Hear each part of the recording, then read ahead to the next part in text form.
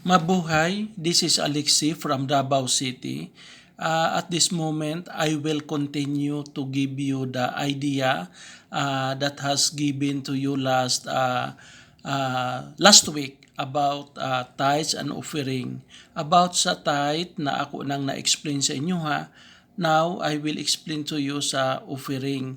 Magkaiba ang tithe ug ang offering. Ang offering that is extra money ninyo na pwede ninyo ihatag sa inyong ministry or i-share sa inyong ministries, i-share ninyo to anyone as love gift.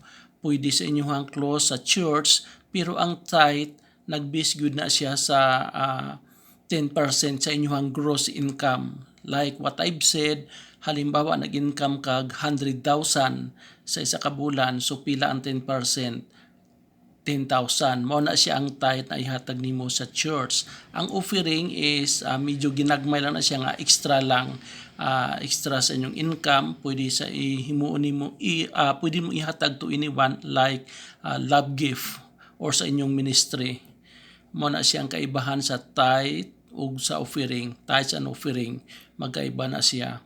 Thank you everyone. Thank you for watching and listening sa kuwang advices, sa kuwang ideas nga gihatag sa inyo ha.